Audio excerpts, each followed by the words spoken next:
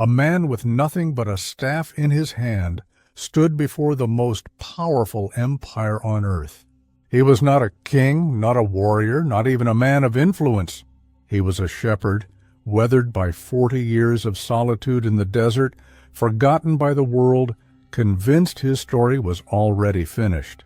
And yet, this same man would walk into the throne room of Pharaoh and speak words that would echo through history.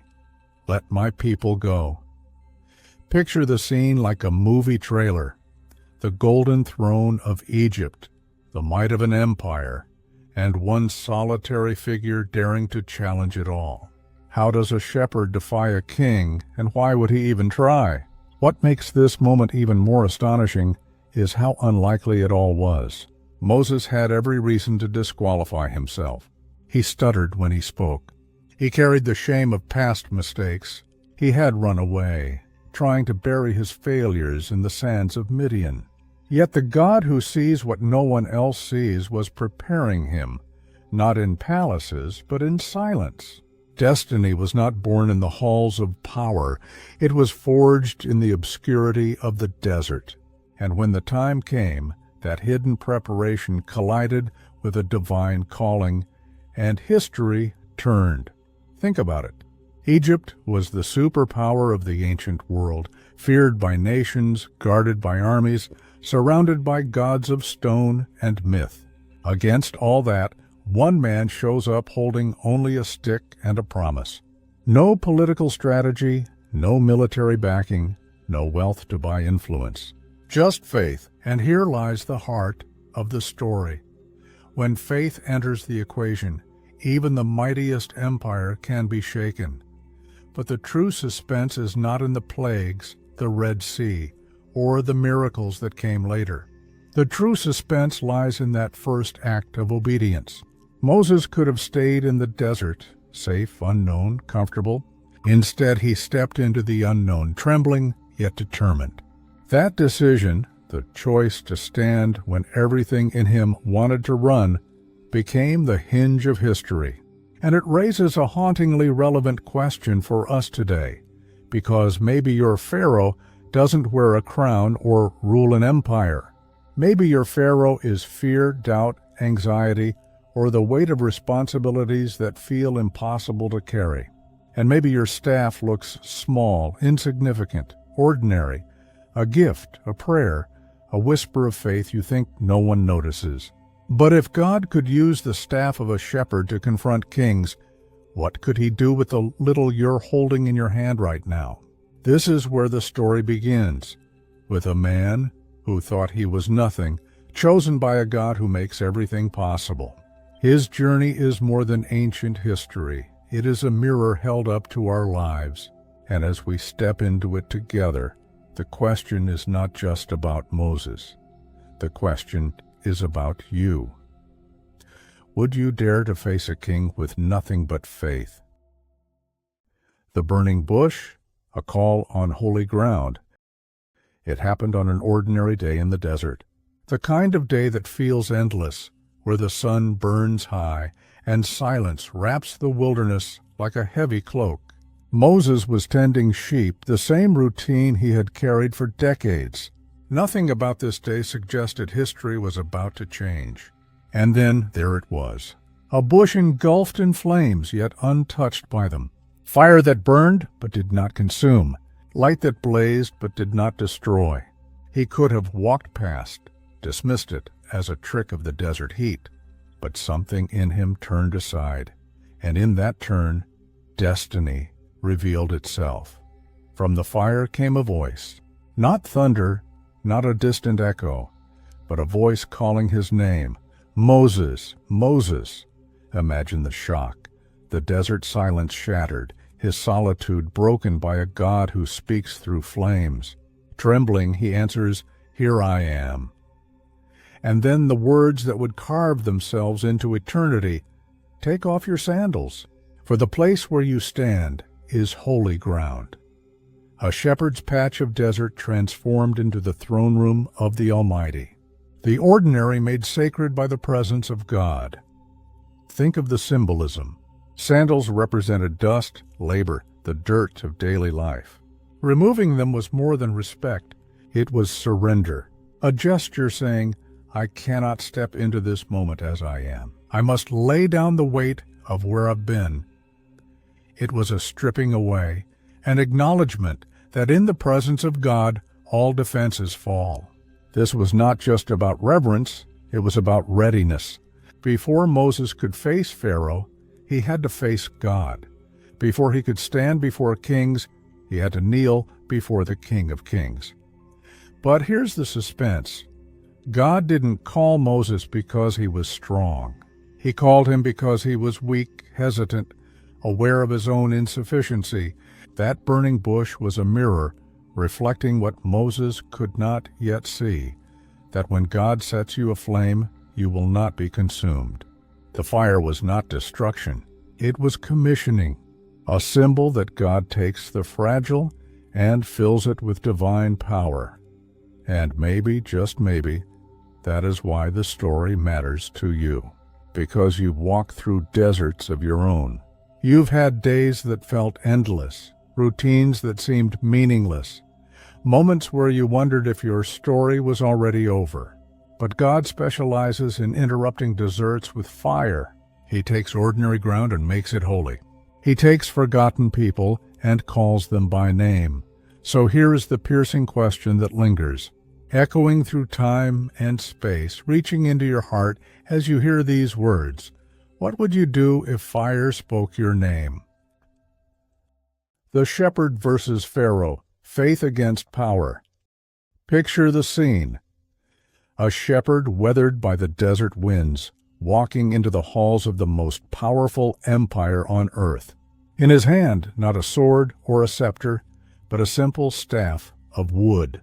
Before him rises Pharaoh, seated on a golden throne, surrounded by guards, priests, and symbols of dominance. Torches flicker, columns rise like giants, and the air is thick with the arrogance of a ruler who believes himself divine. The contrast is almost absurd, a man who smells of sheep standing before the living image of Egyptian power. Yet this is exactly how God writes history, the fragile confronting the mighty. Moses doesn't speak with polished rhetoric or the charisma of a court official. He speaks with trembling lips, carrying not his own authority, but the voice of the I Am. Let my people go. Simple words. Bold words, words that slice through centuries of slavery like lightning in a midnight sky. Pharaoh laughs. His court mocks. Who is this shepherd to demand anything? But heaven listens, and heaven is not mocked. With every refusal, judgment falls. The Nile, Egypt's lifeline, turns to blood. Frogs invade their temples. Gnats rise from the dust. Darkness blankets the land. Each plague is more than punishment. It's a strike against Egypt's gods, exposing their impotence. The god of the river? Defeated. The sun god, Ra? Blotted out. What Pharaoh boasts as divine is shown to be dust before the true king. And standing in the middle of this cosmic showdown is Moses, the shepherd who once fled, now declaring heaven's decree. Imagine the suspense. Every time Pharaoh hardens his heart, the tension builds. The cries of Egypt grow louder, the grip of oppression tighter. And yet God is weaving a story. One man, filled with divine fire, challenging an empire brick by brick, plague by plague. A shepherd's staff becomes a serpent, a symbol of power that swallows the serpents of Pharaoh's magicians. The stage is set not for Egypt's glory, but for God's revelation. But pause for a moment. What does this tell us about faith? That it was never Moses' staff, never Moses' strength, never Moses' eloquence. It was the authority of the one who sent him. Faith isn't about how big you are in front of Pharaoh. It's about how big God is behind you. And maybe that's the lesson waiting for you today. Because we all face our pharaohs, systems too strong, fears too heavy, powers too intimidating. Yet the story whispers across the ages. One voice aligned with God can shake an empire. So let me leave you with the question that refuses to go away. Can one voice really shake an empire? The night of escape, blood on the doorposts. The night was thick with silence, the kind that presses against your chest and makes every breath feel heavier. In every Egyptian household, unease filled the air, though they didn't yet know why. In the homes of Israel, however, there was no silence, only urgency. Fathers dipped bundles of hyssop into bowls of lamb's blood, their hands trembling as they brushed the crimson mark across the wooden doorframes. Mothers clutched their children close, whispering words of comfort they barely believed themselves. Outside, the desert winds carried a warning. This would be no ordinary night. Inside those homes, candles flickered against mud-brick walls as families gathered around hastily roasted lamb. Eating with sandals strapped and staffs in hand, it was a meal of movement, not comfort, a meal of faith in the unseen. The smell of fire and meat mingled with the metallic tang of blood drying on doorposts. Every detail mattered because it wasn't just tradition, it was survival.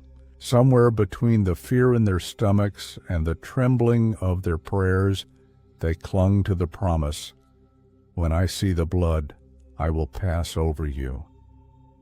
And then the night broke. A cry unlike any other tore through Egypt, a sound of grief that spread from palace to shack, from Pharaoh's court to the humblest dwelling. The firstborn of Egypt had fallen. Judgment had come, swift and unstoppable, and the empire that enslaved Israel was now brought to its knees. In the homes marked by blood, however, there was no cry of death, only the whisper of deliverance. The destroyer had passed over. Can you feel the tension? Imagine sitting in one of those homes, holding your child tight as you hear the wailing outside. Every sound confirms what God had promised. The blood was enough. It wasn't their courage, their strength, or their cleverness that protected them. It was obedience to a command that made no sense to logic, but carried the weight of heaven. Blood on wood became the line between life and death, bondage and freedom. This night was more than an escape, it was the birth of a nation. Israel didn't just walk out of Egypt. They carried with them the memory of blood-stained doorposts, a testimony that God saves not by human power, but by divine covering. And that memory would echo through centuries, pointing forward to another lamb, another wooden beam, another night when death was defeated by blood. But here's the question that echoes into your life right now. When the night grows heavy, when judgment looms, when fear presses in, what marks your door? What protects you when darkness falls? The Red Sea, trapped between death and a miracle. Picture it, night falls over the desert, and the sound of marching hooves shakes the ground. Behind you, the greatest army of the ancient world approaches, chariots gleaming, weapons raised, dust rising like a storm. In front of you, nothing but endless water, dark and impossible to cross. You are trapped, hemmed in by death on both sides. Panic spreads through the camp of Israel. Mothers clutch children, elders tremble, voices rise. Were there not enough graves in Egypt? Why bring us here to die? This is the loop of the Red Sea moment, the place where faith collides with the impossible. Imagine standing there, the smell of salt water in the air, the cold wind stinging your face, your heart pounding as you realize there is no escape. Death is coming and the silence of God feels deafening. In that chaos, Moses lifts his staff. His voice echoes over the fear. Do not be afraid. Stand firm, and you will see the deliverance the Lord will bring you today. Suspense builds, because nothing has changed yet.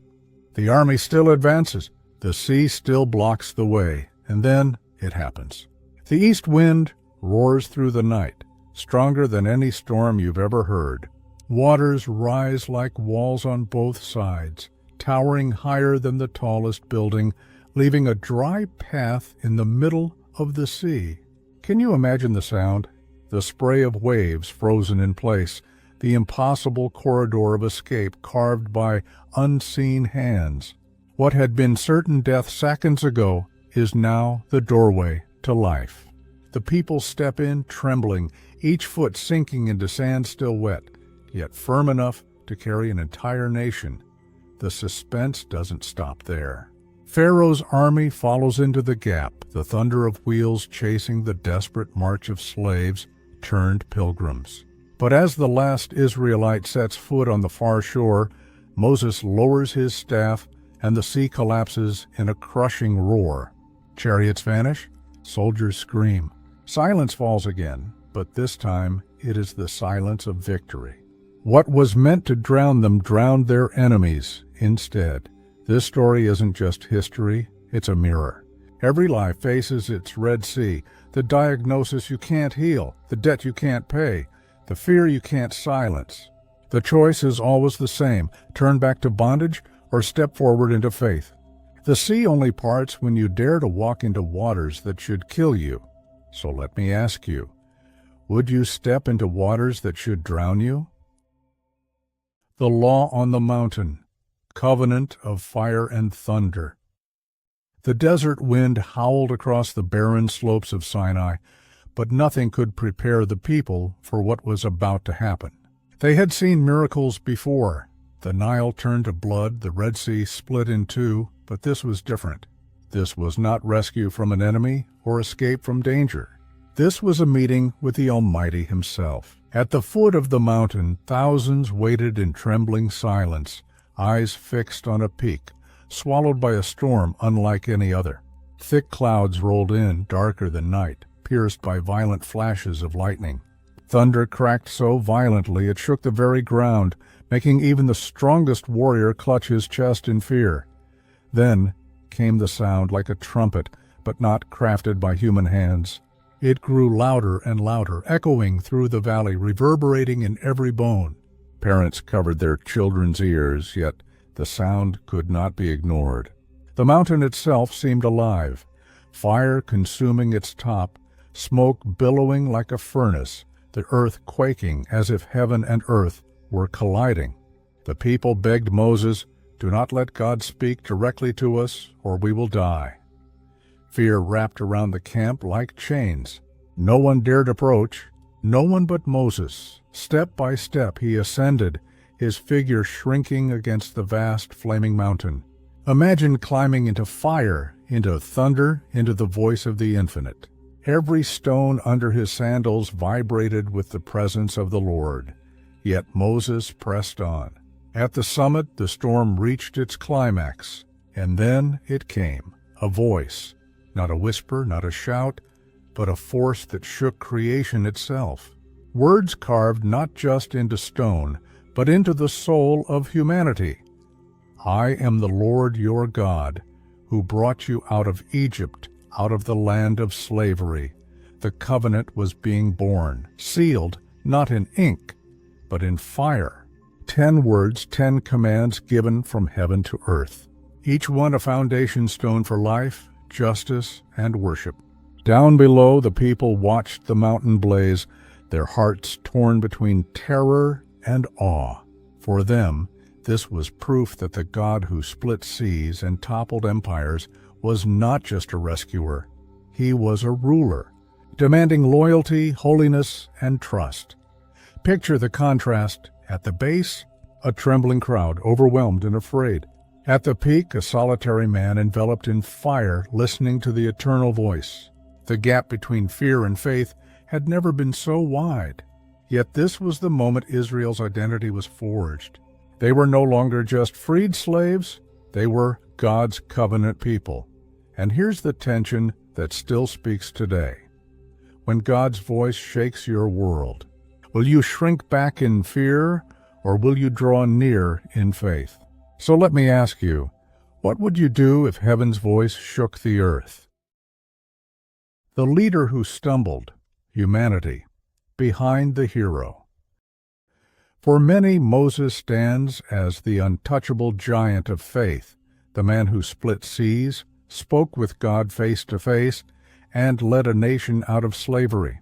But beneath the glow of miracles and thunder, Moses was human, and his humanity bled through in moments of weakness that the Bible does not hide. Long before Sinai, he had killed an Egyptian in anger, burying the body in the sand and fleeing into the wilderness, a fugitive with blood on his hands. Later, even as God's chosen leader, doubt often crept in.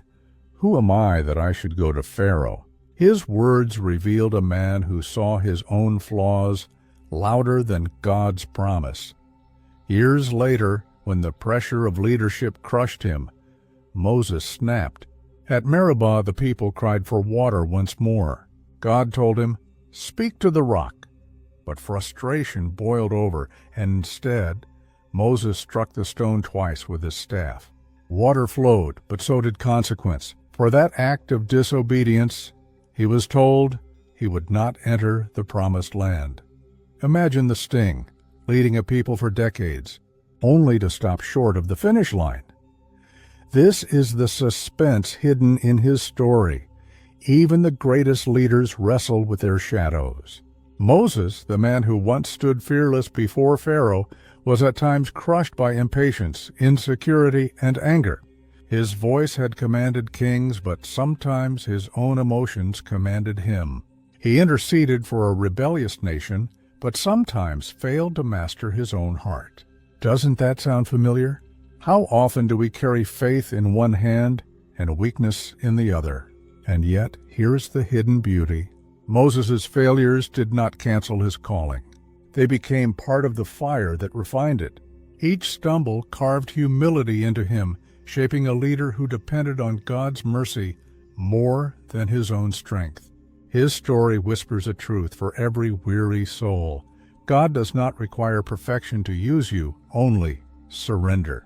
The cracks in Moses' life became places where God's glory shone through more clearly. Think about it. Perhaps your failure is not the end of your calling, but the classroom where God is teaching you how to lean fully on Him. So I'll leave you with this question. Does failure erase a calling or refine it? A shepherd who changed history.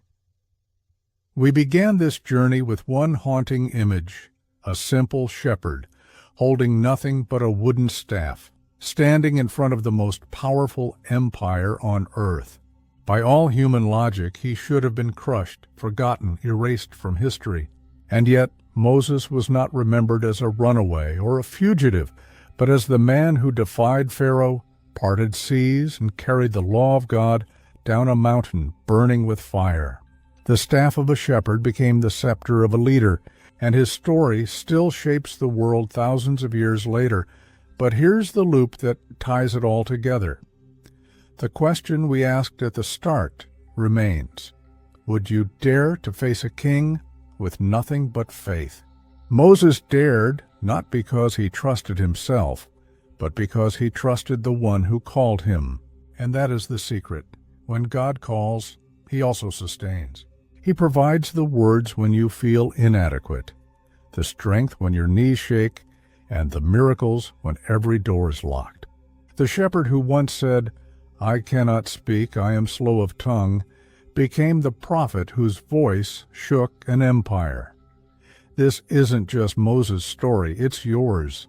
Every believer carries a staff in their hand, some symbol of weakness that God intends to turn into strength. Maybe yours is a past full of mistakes. Maybe it's a fear you've never overcome. Maybe it's a dream you've been too afraid to chase.